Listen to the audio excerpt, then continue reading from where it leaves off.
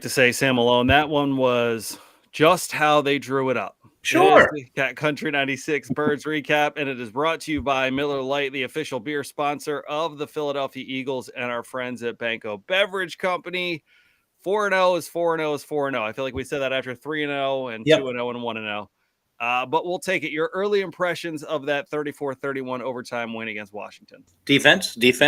Remember last week I was ready to crown this the second best defense in Philadelphia Eagles history after the Tampa game. Well, we're going to take that back just a little bit and be a little bit more conservative on that statement. The defense was a little bit concerning, but you have to give credit to the quarterback of Washington, of course, who and the coaching staff who had the quick drop and quick release, which fooled the Eagles a little bit. The defensive lineman couldn't necessarily get to that, even though they had a couple sacks. They couldn't necessarily get to him as we, maybe hoped that they would more so. But the defense, the early impressions with Slay too. Slay is concerning me a little bit. I know I brought him up towards the end of last week's show. Slay is concerning me a little bit. I don't think he had that great of a game, but my main concern last week, I think the offense looked really good. I was very happy with the offense and the way they're progressing. There's still obviously some issues, but they looked really good. But defense is my main concern from Sunday. Yeah, I think, again, I'm going to go back to that point as we talked about Darius Slay last time, that I think he's maybe just having a tough time trusting what's going on around him. Yep. A lot of new faces in that Yep. back seven. Bradbury hopefully staying at the outside corner position as the Eagles signed Bradley Roby earlier this week, who is traditionally a slot player. So that lets them kind of maybe settle things down a little bit in that secondary, but you even add into Zach Cunningham and Nicholas Morrow, who 3 sacks last week. Interesting as you're looking at the statistics and we're talking about Darius Slay. You're talking about how the passing game looked for Washington. Your 3 top tacklers, Zach Cunningham, 13, Nicholas Morrow, 11, Darius Slay, 11 tackles in the game against Washington, which is a nice statistic if you want to look at it that way. To me, I don't really want Darius Slay having his face in a bunch of tackles. Agreed. No, like that. So, it was Washington definitely took that New England template that was set by Mac Jones and the Patriots in week 1 of get the ball out quick. They found the soft spots in the Eagles secondary. You could see that the Eagles haven't been going a lot of man defense. And I think part of that is just because there's so much to figure out. You're on, whether you want to call Edmonds your starting safety or not, you're basically on what would technically be your third safety. You are back there at that position. Obviously, you've rotated through your linebackers quite a bit already this season. And probably, for my money, maybe the most pleasant surprise has been the plays that Morrow and Cunningham have made. So, you take the penalty out of the game, 11 penalties for 80 yards, which is, there were some penalties in there that were kind of like, come on. Yeah. But, I think I have concerns defensively as well. But what I mainly take away from all of this is that good teams aren't 4-0 in a lot of the situations that the Eagles have been in. It hasn't been perfect. They haven't, as we were talking about the Phillies getting ready to start this thing, hashtag Red October, by the way. That's right. Last night, the Phils played themselves a pretty complete game. Every player in the lineup got a hit. The starting pitcher came out and did his job. Relievers came in and did their job. They got a nice win against Miami last night. I don't know, maybe you could say the Tampa Bay game a little bit, maybe got a complete win, not the cleanest win, but a complete win. I think we're all still kind of waiting on that from Philly. This game, you got the Jalen Hurts numbers that I think everybody kind of wanted to see so far this year. He goes 25 for 37, 319 and 2 touchdowns, threw some really nice balls in the game against Washington. Obviously a big day for Devontae and AJ Brown, but still waiting to see that kind of complete game from this team. Are you still waiting to see, staying on the offensive side with the Eagles, still waiting to see the tight end game open up a little bit in terms of attempts and catches from the tight ends? I think you kind of heard Nick Sirianni say it in his press conference this week, and you can see that teams are kind of shadowing Dallas Goedert. They're daring Jalen Hurts to beat them down the field. Maybe after this game, that opens up a little bit more for Dallas Goedert because Jalen said, "Okay, that's how you want to play it. We're gonna go and get you." Yeah, I think for most teams, you look at Lamar Jackson and Mark Andrews, you look at Patrick Mahomes and Travis Kelce. Teams are going to try to take away your security blanket, and that's definitely what Dallas Goedert has been for Jalen Hurts, especially looking back at last season. So, if AJ keeps putting up 175 and 9 catches, well, teams are gonna have to change things up a little bit for themselves. But yeah, I think that's something that'll open itself up as this offense, particularly the passing offense, gets rolling. And I think they did that quite a bit against Washington. You mentioned Travis Kelce. What's he up to these days? You don't hear much of him. I don't know. I feel like I haven't even heard his name at all ever. What he's doing, but I think he's in love with an Eagles fan, is the way that I understand it, but I'm not 100% sure on that. Yeah, the Eagles-Chiefs game, is that in Kansas City? I'm curious to see what it is in Kansas City, and it's funny because I was having this conversation with my wife. Taylor Swift is in Brazil for her tour. So okay. Unless there's a really quick flight from Kansas City to Brazil, I don't think we'll see her there for that one. She could always wear an Eagles shirt on the stage, though. So that would actually be nice. And if she did, we would see the cameras pointing to her. There's something tells me there will be a camera there for that. So in looking at this game, are we ready to call? Listen, I love Justin Tucker, and there's no denying what he's done in his time in Baltimore. Well, I know where you're going here. Yes, sir. Are we ready to call Jake Elliott the best kicker in the league? I don't see why not. There's no reason why we can't. He's not hitting 35-yard field goal. He is if he has to. He's hitting 50 plus is what he's doing consistently. I'm going to knock on wood. I mean, the guys. I don't want to say the guys having a great year. Yeah, to say, are we ready to call Jake Elliott that? I'm on board. Absolutely. I don't think I think it might be lost on people because as kickers, look, the record for the longest distance of a field goal kind of keeps going backyard. Yeah, so a lot of guys are hitting these 60-yard field goals, but I don't think people can really understand or comprehend what he's doing. Like that kick in overtime, I didn't even think about it. Imagine that imagine the tension that we typically have. You go back to watching the Phillies last night. It's a 4-1 game in the ninth. You're still like, come on, Kimbrel. Exactly. He lined up for that kick, and I was ready to go. I'm going to go get another beverage. I'm going to go grab another Miller Lite because he's going to make this, and now we're gonna celebrate a little bit. He's just he's as close to automatic as it gets from any distance. Did you see when the kick started though? It did look like it was not going to be good. It did start off to the right, curve back inside, and obviously went through the uprights pretty center. But the initial kickoff feels like, oh no, he missed one. I guess with him though, like think about how many bad misses he's had. There's not many. Right. Like if he's missing, it's upright or it's close. He's I think he is definitely in the conversation for the best kicker in the league, and that's just not a homer. I think I saw Ruben Frank, I think in the post game, had tweeted out that the statistic was something like from 54 yards and beyond, Jake Elliott in his career is 10 for 16. Eagles kickers in their entire history were something like 5 for 41 from 54 and beyond. So I'll ask you this: do you think he's better than Akers, who was a heck of a kicker here in his time? He was, and I think he is. Is he? He was, and I think he is. And I love David. And yes, you could say, I mean, I don't really think there's a ton of argument that he was historically the best kicker that this team had, especially in that era of football. But Jake is just, he's as close to automatic as it gets. Yeah. And I think especially when you look at the situations that they've had at the punting position, Braden Mann with an okay game, but he, didn't. As I'm watching Thomas Morstead in that Jets Kansas City game, obviously the Jets get off to a terrible start. Yeah. And Morstead just keeps pinning it right at the 10-yard line, 11, 10, inside the 10, and booming punts. It's not like he's punting it from the 50 and putting it there. He's punting it from the 30 and putting it there. I think that just makes me appreciate even more what Jake does as a specialty player, knowing that one of our specialty positions is still kind of, we're almost hoping for okay from that, as opposed to hoping for, the best in the league at their position. Speaking of staying with special teams, let's give another two good games in a row for the Eagles return game.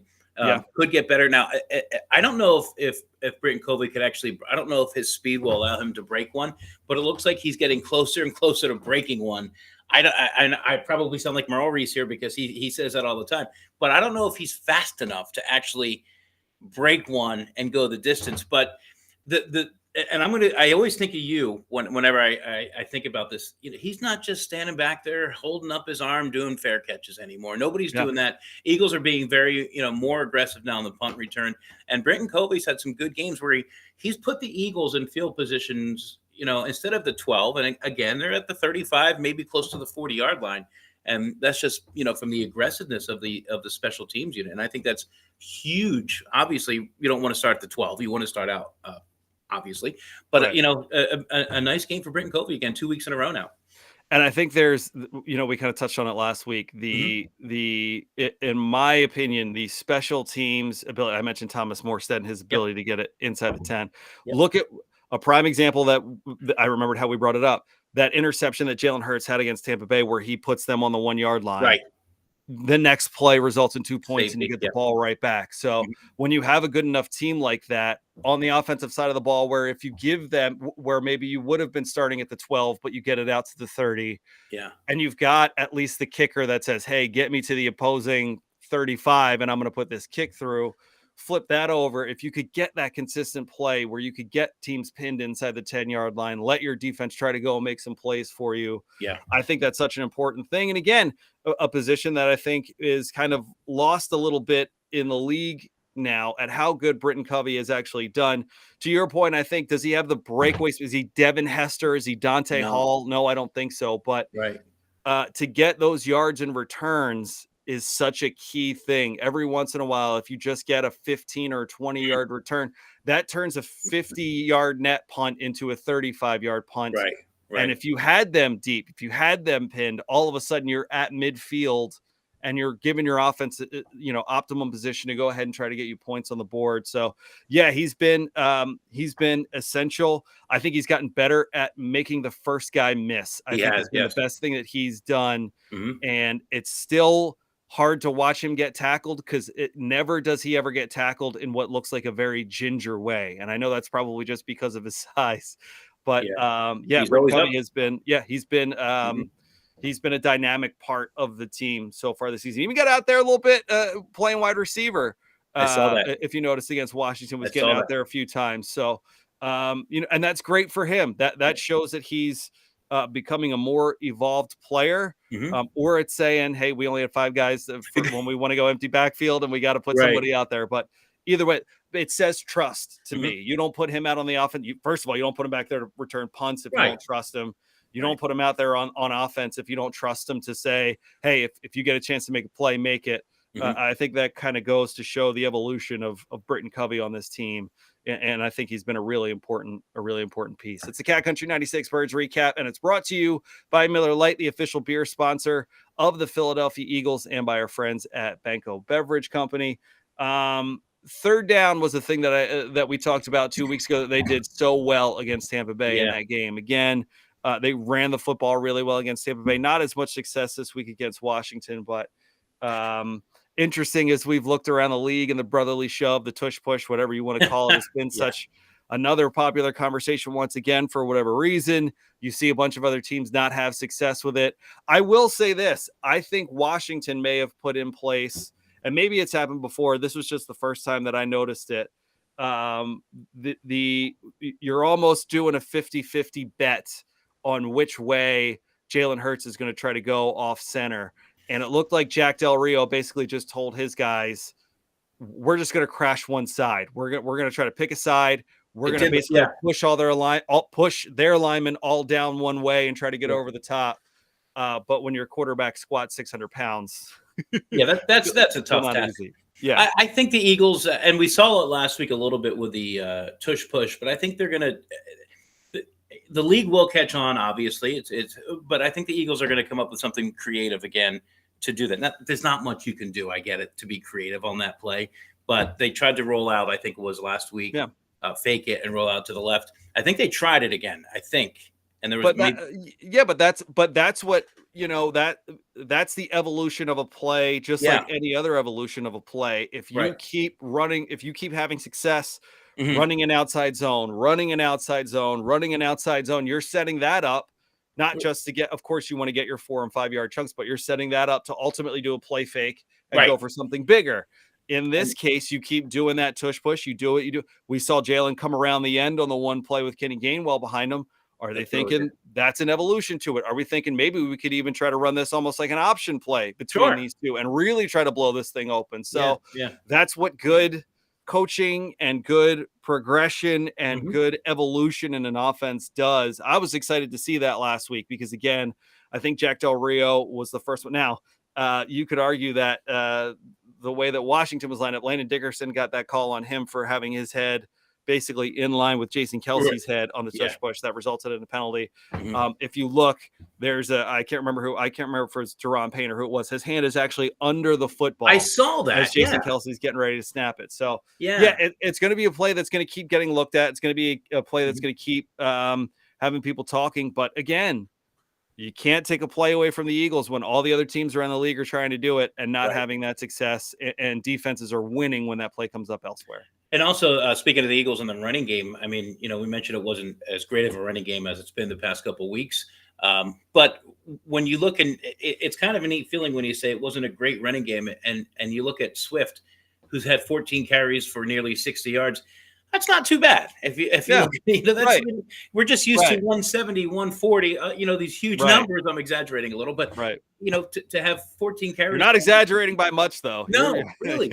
And you look at that and you're like, all right, he wasn't he still caught a touchdown out of the backfield. So the running back still had a really good game. Just the high numbers weren't there, but I think they did what they could do. Washington did stop the run. I didn't think they would necessarily as much as they did, but the Eagles back still had a great game considering it wasn't a big running game either. Yeah. And I think that's a credit to Brian Johnson. And I think that's a credit to Nick Sirianni, who look, they were still pretty balanced. They, I think 37 passes to 30 runs in the game, but they said, look, Washington came up and tried to play man to man, and particularly against AJ Brown. And the Eagles said, okay. Yeah. When we were looking and talking back on what Minnesota and New England did in those first couple games of the season that were really effective against Jalen, was they would bring everybody to the line of scrimmage, and then the Eagles would be in 3rd and long. The Eagles haven't had a ton of third, short of when they've gotten themselves in trouble with penalties and things of that nature. They haven't been in 3rd and long situations. So there's been in those situations, what New England and Minnesota did was bring a bunch of people to the line of scrimmage, and they would either send a bunch or they would drop them all in zone coverage. And it made the clock in Jalen's head go a little faster than I think he wanted it to go. They haven't had that issue the last couple of weeks. And this past game, we really saw Jalen throw some nice balls, put his players in good positions. I love that catch by Devontae Smith. We've talked about it before. I'll preach about it over and over again. If you've got a guy you think can go up and make a play, let him go up and make a play. And you see what happens. Again, going back to that Tampa Bay game, he tried to give his guy a shot. That interception is basically a punt. You get the ball right back because your defense is so good. I just think Jalen is so great at that. And we saw him. I think that was a big evolution to his game last year, was a lot of times his guys went and got catches for him. It's his job to put them in the position to, whether it's jump up and make the play, lean in to make a play, draw a flag. That's what I think was the biggest evolution of his game, is you can't guard these two dudes man to man long enough, because eventually one of them is going to get their play and one of them is going to make their play. And they've just gotten more and more effective as the weeks have gone along. And one of the neat things is they are two great receivers, but they are two totally different receivers in my mind. I think their style of play is different. That it's hard to describe, because I was telling someone about it. They're so good, but they're so different. AJ Brown and Devontae Smith, my opinion. Who's your go-to guy? I think your go-to guy more so would be Devontae, as we were just talking with the catch. I think if you want that big play explosion, you're probably going to go to AJ Brown more than you would Devontae Smith. My opinion, not sure if you feel the same way about it, but that quick, I don't want to say that quick touchdown, but you need that quick six. You need the bomb. I think you're going to go to AJ Brown more so than you will Devontae Smith. I will say, if I'm an opposing defensive coordinator, and I have got two safeties that aren't very good, I'll take you back to the play against Minnesota, the big touchdown of Devontae Smith against Minnesota. Sure. Harrison Smith got nosy. They probably saw in a play he's sitting flat and trying to come up into the box and take away, like we talked about, taking away Dallas Goedert or whatever the case may be. And as soon as they saw that, they said, we got to take a shot up here. And Devontae's your take the top off because your safeties are not doing what they're supposed to do guy. Oh, okay. AJ, I think, is a little more the as a defensive back trying to take care of that guy off the line of scrimmage. Good luck to you. And AJ, I think, is more the underneath stuff that can get the 10 yards and in that can turn into a 60-yard touchdown. Okay. So if I need a 3rd and 3, Mm-hmm. I'll say I'm probably a little bit more AJ. If I'm seeing something in the back end that says to me, these two guys, even if they put 2 safeties back, forget if they have 1 safety back and they go man or doing put 2. Devontae's definitely more the let's throw it downtown to this guy. You even go back to the touchdown AJ caught last week. They fake the screen. Dallas Goedert takes a step back off the line of scrimmage. AJ Brown kind of stutter steps off the line to show he's blocked and then gets up the line. It's not like that was it was ultimately whatever it was, a 60-yard touchdown or whatever the number was. Right. It was probably just a 20-yard pass. AJ did the rest of the work where Devontae, you think about a lot of his big plays, they're 30 yards down the field in the air and he's either going up and getting it or he's already past somebody and moving. I see your point. Okay. Yeah. So, and I think that's what's so dynamic about their offense is at any given point, you have to pick a poison. You have to stuff the box and try to hold these guys from running the football because they've shown they can rip off 175 in a game. You could take away Dallas Goedert, but then you're bringing an extra safety down to take away that security blanket. Okay, well, then you better play man-to-man, and you're going to have to play it on these 2 guys. We need a 3rd and 2. This guy can take a 7-yard route and take it 60. You want to get nosy. This guy can burn you off the line of scrimmage and get up top, and that's why their offense. Oh, by the way, you've got a quarterback who can drop it in the bucket. Yeah. Isn't it kind of nice though that here they are 4-0 and they still offensively still haven't really hit their hit 100% hit their stride. You know what I mean? So 100%. Being 4-0 and only going to get better is something that's a little scary if you're anyone facing the Eagles or in the NFL. It was what I think, but and Donovan, or did I say Donovan? Jalen Hurts. One of the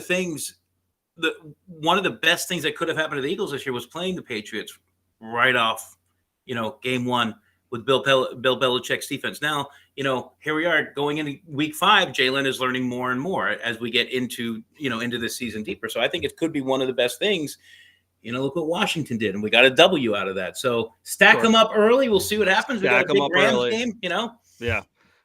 Because last week we were talking about maybe the Dolphins and Eagles might be undefeated playing each other, fingers crossed, on Sunday Night Football. Yeah. And Buffalo took them to the woodshed. Oh, by the way, both of those teams are on the schedule still ahead. Yeah. So now it's a West Coast trip to LA to take on the Rams.